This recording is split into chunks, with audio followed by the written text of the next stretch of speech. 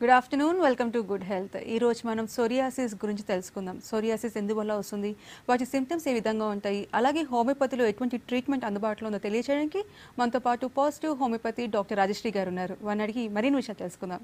Hello doctor.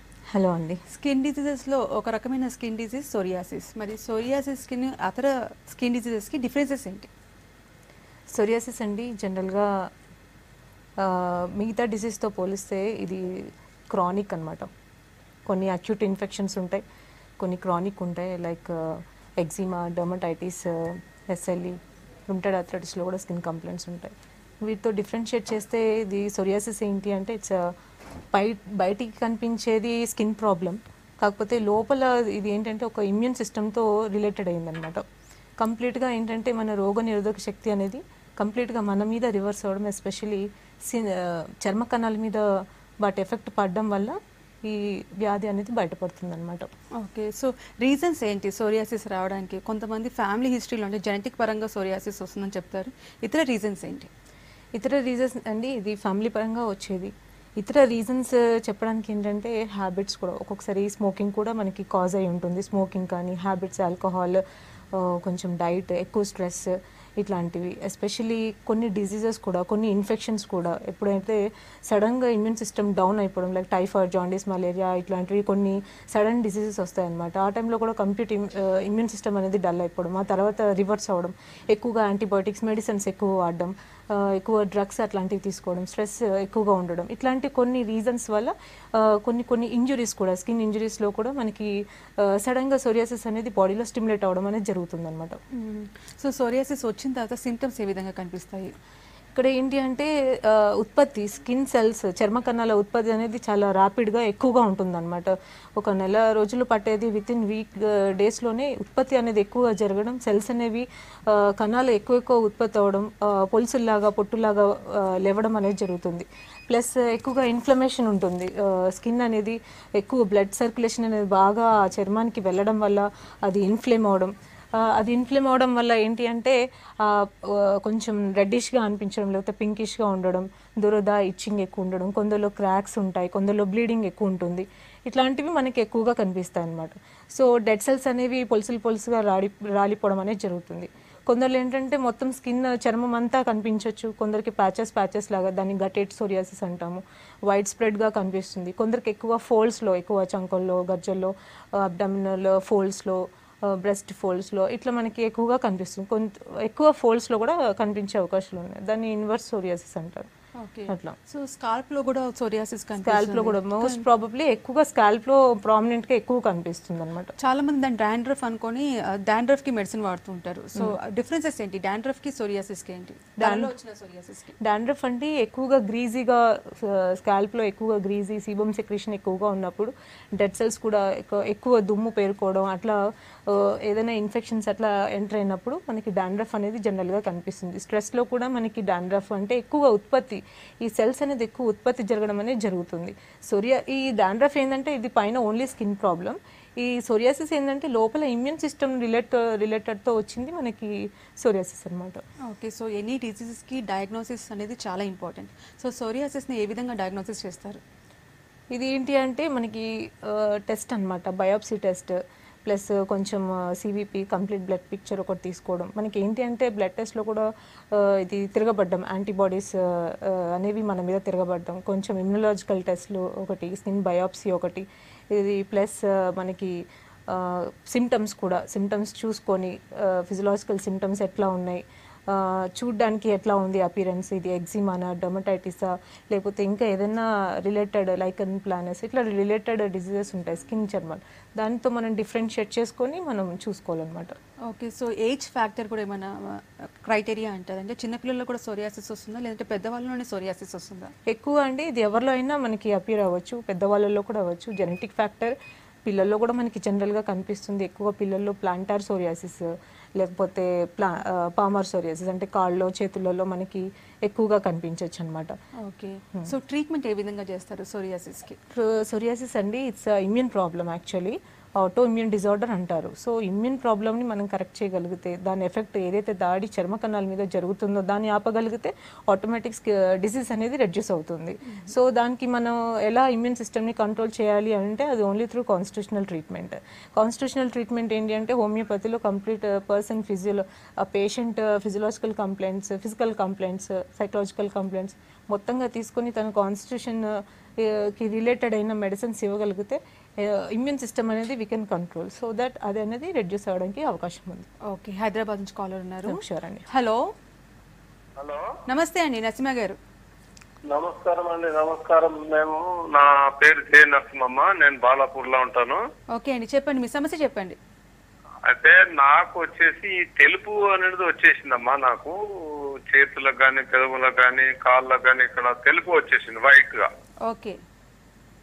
అయితే దీని గురించి నేను అప్పట్లో కొన్ని మెడిసిన్స్ తీసుకున్నాను. ఎక్కడ మన ఈఎస్ఐ హాస్పిటల్, హైదరాబాద్ లో ఈఎస్ఐ హాస్పిటల్ ఆపోజిట్ లో గవర్నమెంట్ తీసుకున్నాను నేను.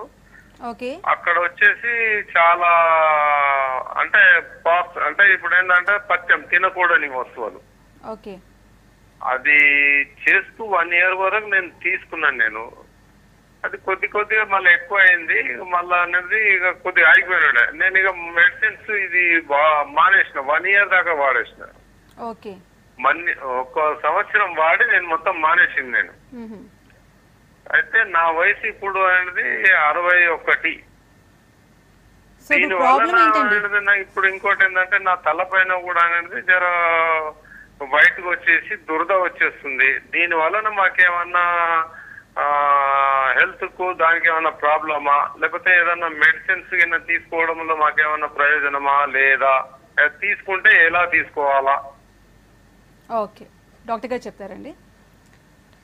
ఇక్కడ ఏంటంటే సొల్యూషన్ కొంచెం డైట్కి, సోరియాసిస్కి, స్ట్రెస్కి, సోరియాసిస్కి చాలా రిలేషన్ ఉంటుందండి.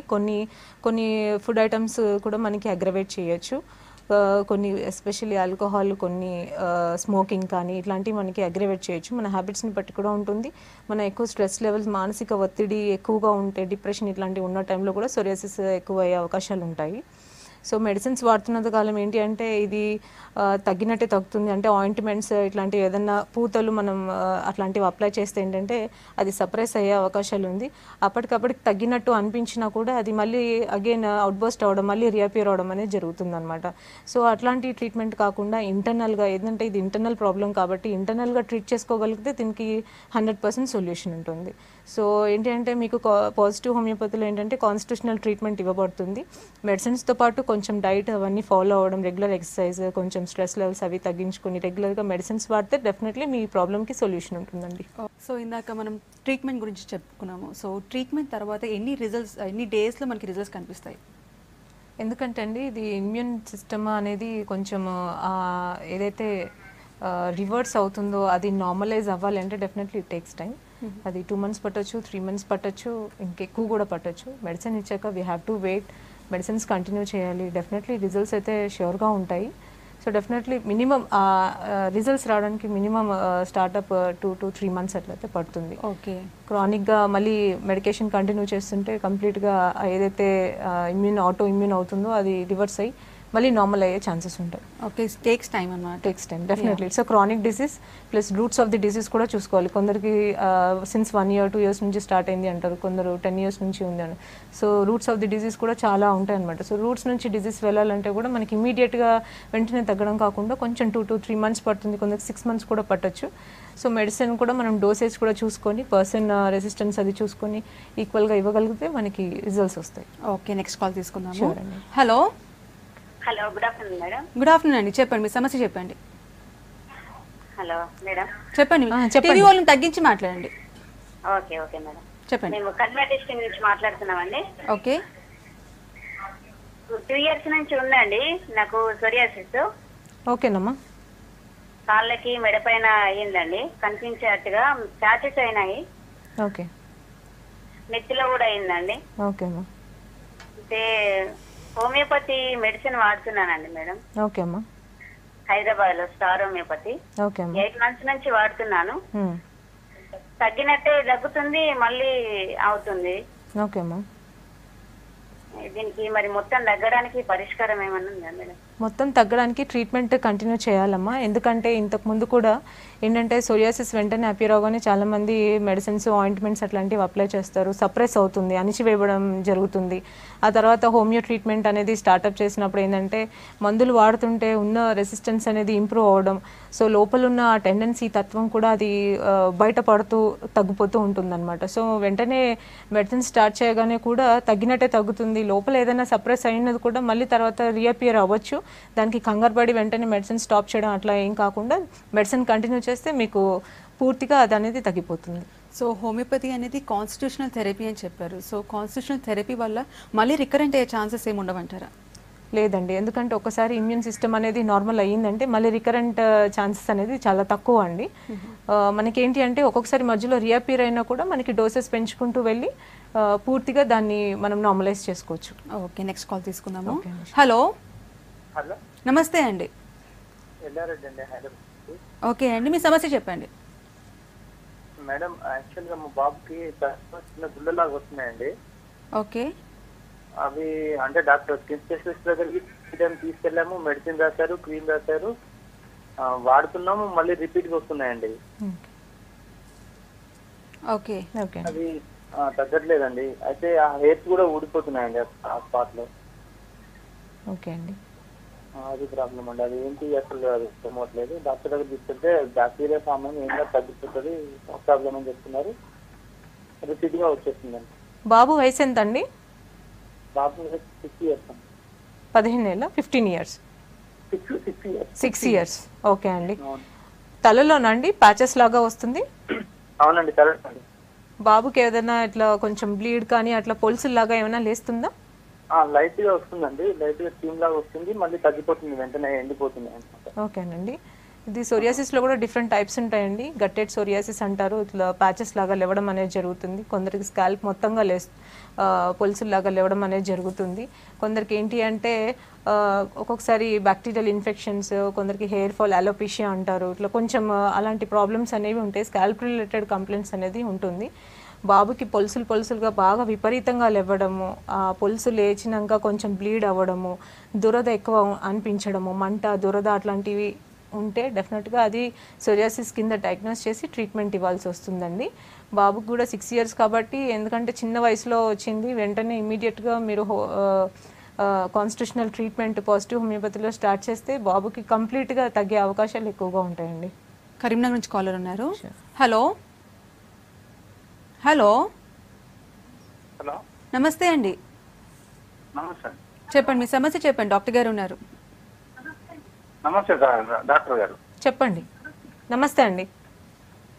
అదే నాది టీవీ వాల్యూమ్ తగ్గించి మాట్లాడండి, టీవీ చూస్తూ మాట్లాడొద్దు. నాకు కొంచెం ఫ్యాటీ లివర్ ఉన్నది మేడం. ఓకే అండి.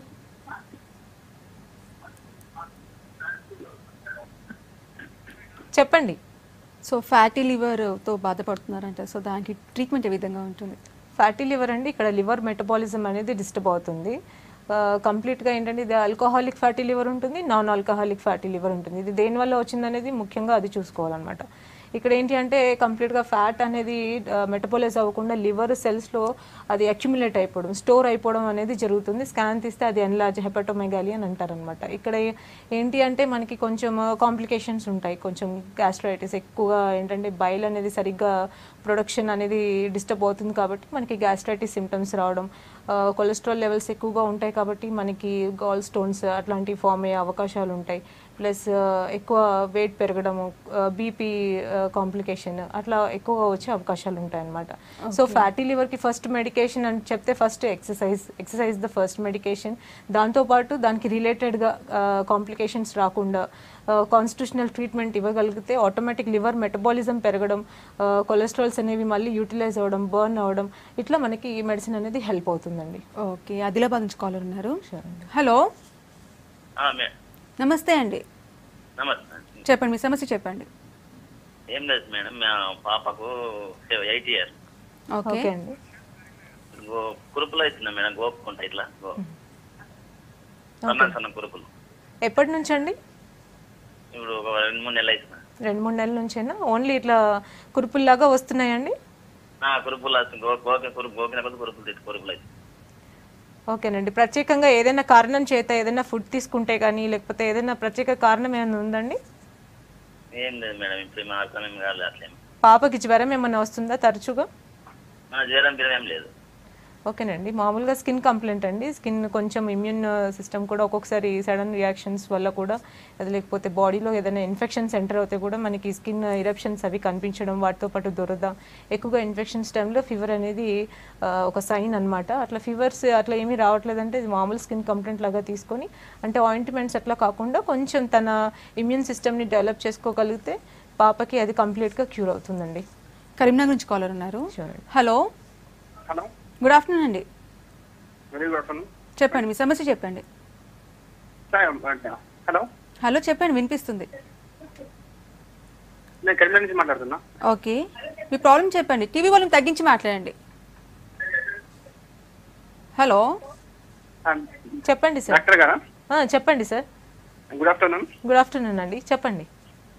యాక్చువల్లీ నా ఏజ్ 27. ఓకే. వెనకాల ఈ మొత్తం పింపుల్స్ అవుతుంటాయి. ఎక్కడండి? వీపు పైన, back side. Back side. Okay. Pimples వస్తున్నాయా? పింపుల్స్ వస్తున్నాయి. అది పనుకునేటప్పుడు మళ్ళీ పగిలిపోతే బ్లడ్ వెళ్తుంది అందులోకి వెళ్ళి. ఓకే అండి. అది మళ్ళీ ఫేస్ పైన కూడా అవుతాయి, చేతుల పైన కూడా అవుతాయి. బ్లాక్నెస్ అవుతున్నాయి మొత్తం అందులో. ఓకే అండి. అది బ్లాస్ట్ అయ్యి మొత్తం బ్లడ్ వెళ్తుంది, వైట్ బ్లడ్ వెళ్తుంది లోపలికి. ఓకే అండి. ప్రాబ్లం ఏంటి, ఇది 4 months యాక్చువల్లీ నేను పాజిటివ్ హోమియోపతిలో మెడిసిన్స్ తీసుకుంటున్నాను. ఓకే అండి. 4 months నుంచి తీసుకుంటున్నాను కానీ తగ్గడం లేదు. ఓకే అండి. ఒకసారి తగ్గుతుంది, ఒకసారి తగ్గడం లేదు. రీజన్ ఏంటి చెప్పగలరా? రీజన్ అండి, ఇక్కడ కొన్ని ఇన్ఫెక్షన్స్, ఇప్పుడు మీరు పస్ ఫార్మేషన్ జరుగుతుంది, అది పగిలితే బ్లీడ్ అవుతుంది అని అంటున్నారు. జనరల్గా ఇన్ఫెక్షన్స్ ఏదైనా కొంచెం స్ట్రెప్టోకోకల్ ఇన్ఫెక్షన్స్, ఇతరత్ర వేరే ఇన్ఫెక్షన్స్ ఏమైనా ఉంటే కూడా మనకి బయట ఎస్పెషలీ బ్యాక్, ఫేస్ మీద ఎక్కువ కనిపించవచ్చు. ప్లస్ బాడీ గ్రీజీనెస్ కూడా ఎక్కువగా ఉండి బ్యాక్టీరియల్ దుమ్ము అట్లాంటి డస్ట్ ఎక్కువగా అక్యుములేట్ అవ్వడం వల్ల కూడా మనకి కొంచెం పస్టులర్ ఇరప్షన్స్ అనేవి రావచ్చు. ఇప్పుడు సోరియాసిస్ అట్లా తీసుకుంటే కూడా దాంట్లో కూడా పస్టులర్ సోరియాసిస్ ఉంటుందండి. దాంట్లో కూడా పొక్కుల్లాగా, చీమ్ పొక్కుల్లాగా బాడీ అంతా రావడము, బ్లీడ్ అవ్వడము ఇట్లాంటివి మనకు జరుగుతుంది. సో మనం అది పస్టులర్ సోరియాసిసా లేకపోతే ఇతరత్ర ఏదైనా ఇన్ఫెక్షన్ బాడీలో ఎంటర్ అయిన ఇన్ఫెక్షన్ వల్ల అనేది, ఇది ఏది ప్రాబ్లం, ఏ ఇన్ఫెక్షన్ అయినా కూడానండి ఒక మన ఇమ్యూన్ సిస్టమ్ డల్ ఉంటేనే దాని ప్రభావం అనేది మన బాడీలో కనిపిస్తూ ఉంటుంది. సో ఆటోమేటిక్ ఏంటంటే మనం ఇమ్యూన్ సిస్టమ్ని బూస్టప్ చేయగలిగితే డెఫినెట్లీ అది ఎటువంటి ఇన్ఫెక్షన్ అయినా కూడా మనం దాంతో ఫైట్ చేసి బాడీని అనేది నార్మలైజ్కి తీసుకురావచ్చు. సో పైన ఆయింట్మెంట్స్ ఇట్లాంటివి కాకుండా ఇంటర్నల్గా మెడికేషన్, అది కూడా ఎస్పెషల్లీ కాన్స్టిట్యూషనల్ ట్రీట్మెంట్, అది కూడా మీకు ప్రత్యేకంగా అది పాజిటివ్ హోమియోపతిలోనే ఇవ్వబడుతుంది. సో మీరు అట్లాంటి ట్రీట్మెంట్ కంటిన్యూ చేయండి. మీ ట్రీట్మెంట్ అయితే కంటిన్యూ చేయండి. డెఫినెట్గా ఆ స్కిన్ కంప్లైంట్ అనేది 100% తగ్గిపోతుందండి. నిజామాబాద్ నుంచి కాలర్ ఉన్నారు. ఓకే. హలో, హలో, నమస్తే అండి. నమస్కారం అండి. చెప్పండి, మీ సమస్య చెప్పండి. డాక్టర్ గారు ఉన్నారు. విఠల్ రెడ్డి అండి, మాది నిజామాబాద్ మాట్లాడుతున్నాం. ఓకే. సోరియాసిస్ 2009లో నాకు స్టార్ట్ అయింది. ఓకే. నిజామాబాద్ లో పాజిటివ్ హోమియోపతి నేను 1 year వాడాను. వాడినప్పుడు ఇక్కడ ఏం తగ్గలేదు, అసలు ఇంకా ఎక్కువనే అయింది కానీ తగ్గలేదు. తర్వాత కూడా ఇప్పుడు మళ్ళీ హోమియోపతి వాడుతున్నాను హైదరాబాద్ నుండి ఒక డాక్టర్ దగ్గర. ఇప్పుడు 1 సంవత్సరం అవుతుంది మేడం, ఇప్పుడు ఏం తగ్గడం లేదు. దానికి ఏం అంటే 2009 నుంచి నేను వాడుతున్నాను మందులు, కానీ ఒకసారి ఆయుర్వేదిక్ వాడాను, తగ్గింది, మళ్ళీ అంటే నిజామాబాద్ పాజిటివ్ హోమియోపతి 1 year కు 9,000 కట్టి నేను వాడాను. ఇంకా ఎక్కువైంది, బాడీ మొత్తం వచ్చేసింది. నా వయసు 56 సంవత్సరాలు ఉంటుంది. ఓకేనండి. అదేనండి, ఇప్పుడు ఏంటంటే మనకి జబ్బు వేర్లు ఎక్కడి నుంచి అనేది మనకి కరెక్ట్గా తెలియదు. అది బాడీలో ఎప్పుడు డెవలప్ అయినది అనేది మనకి తెలియదు. మందులు వాడుతుంటే కూడా మనకి బయటపడడం ఎక్కువ అవ్వడం అనేది, అది వెంటనే కంగారు పడి మీరు మెడిసిన్ని డ్రాప్ అవ్వడం అనేది ఇంకా కొంచెం నష్టమే జరుగుతుంది. ట్రీట్మెంట్ అనేది కంటిన్యూ చేయబడితే, ఎందుకంటే అది ఒక్కొక్కరికి ఒక్కొక్క టైం పడుతుంది అనమాట. కొందరికి వితిన్ మంత్స్లో తగ్గుతుంది, కొందరికి ఏంటంటే అది క్రానిక్ ఇయర్స్ కూడా పడుతుంది. అది కంటిన్యూ మెడికేషన్ డోసెస్ కూడా మనం ఎప్పటికప్పుడు చూసుకొని చేంజ్ చేసుకుంటూ అట్లా ట్రీట్మెంట్ని ఒక కోర్స్ లాగా రెగ్యులర్గా వాడుతూ ఉంటే డెఫినెట్గా మీకు 100% రిజల్ట్స్ అనేవి ఉంటాయండి. హైదరాబాద్ నుంచి కాలర్ ఉన్నారు. ఓకే అండి. హలో, హలో, హలో, నమస్తే అండి, రాధిక గారు. నమస్తే, గుడ్ ఈవినింగ్ అండి. చెప్పండి, మీ సమస్య చెప్పండి. మా పాప 1.5 years ఉంది. ఓకే. తనకి కాళ్ళకి సన్నగా పింపుల్స్ లాగా అయ్యి ర్యాషెస్ లాగా అవుతుంది. అంటే డైలీ ఏమంటారు దుడ్డ బాగా పెట్టేస్తుంది తనకి. అది చేసేదాకా నిద్రపోదు. ఎందుకు, దేని గురించి? ఓకేనండి. ఎంత అండి పాప వయసు? 1.5 years ఉంటుంది. ఓకేనమ్మా. ఎప్పటి నుంచి అమ్మా ప్రాబ్లమ్, ఈ స్కిన్ ప్రాబ్లం? 3-4 days నుంచి ఇంతకుముందు హాస్పిటల్లో కూడా చూపించాము.